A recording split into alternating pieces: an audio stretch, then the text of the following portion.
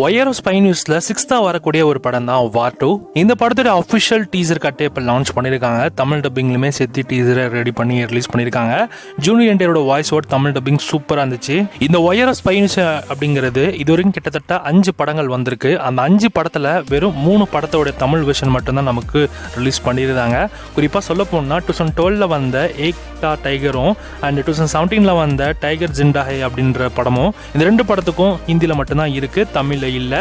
அதுக்கப்புறம் வந்த வார், பத்தான், டைகர் 3 இந்த 3 படங்களுமே நமக்கு தமிழ் டப்பிங்கில் ரிலீஸ் பண்ணியிருந்தாங்க. எல்லாருமே பார்த்துருப்பீங்க.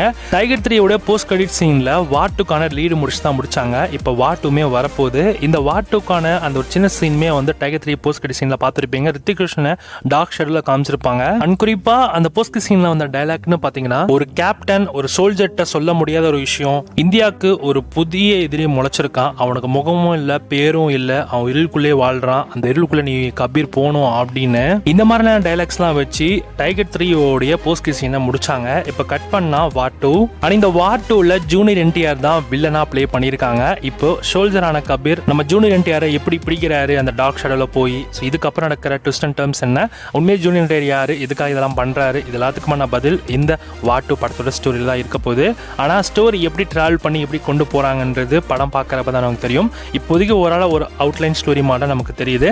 இந்தியாஸ் மோஸ்ட் டேஞ்சரஸ் எனிமின்னு ஜூனியர் என்டிஆரோட நேம்ல முத்திரை குத்தப்பட்டது. ஸோ இதுக்கப்புறம் அந்த ஸ்டோரியில் வந்து யாரெல்லாம் உள்ள வராங்க, குறிப்பாக சொல்ல போனால் கைராட் ஒன்றுமே பார்த்தீங்கன்னா இந்த படத்தில் எக்ஸ்ட்ரா வராங்க.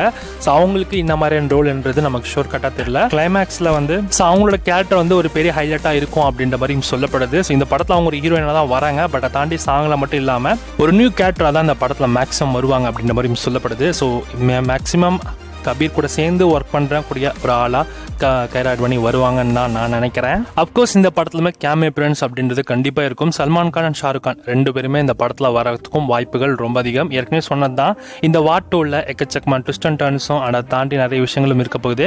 ஸோ வெயிட் பண்ணி பார்க்கலாம் இந்த வார் 2 எந்த அளவுக்கு உண்மையிலே ஒரு பிரம்மாண்டமான ஒரு படமாக வரப்போகுதுன்னு. வார் 2 டீசர் கட் பார்த்தீங்கன்னா மைண்ட் ப்ளோவிங் செம்மையாக இருக்குது. 2 பேருக்கான ஃபேஸ் ஆஃப் சீக்வன்ஸ்லாம் வேரல் வெறித்தனமாக எடுத்திருக்காங்க. அதுவும் குறிப்பாக தமிழ் டப்பிங்லாம் கூட நல்லா பண்ணியிருக்காங்க. ஜூனியர் ஓன் தமிழ் வாய்ஸை கொடுத்துருக்காங்க. டப்பிங் செம்மையா இருக்கு. வெயிட் பண்ணி பார்க்கலாம் இந்த வார் 2 பார்க்க எப்படி இருக்குன்னு.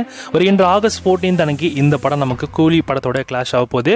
14 அன்னைக்கு இந்த படம் உங்களுக்கு தமிழ் டப்பிங்கோட தான் ரிலீஸ் பண்ண போறாங்க. வெயிட் பண்ணி பார்க்கலாம் வார் 2 எந்த பேருக்கு இந்த படம் பிடிக்க போகுதுன்னு. இந்த மாதிரி நிறைய தமிழ் டப்பிங் அப்டேட்ஸ் நிறைய மூவிஸ் இருந்தீங்கன்னா மறக்காம சப்ஸ்கிரைப் பண்ணிச்சுக்கோங்க.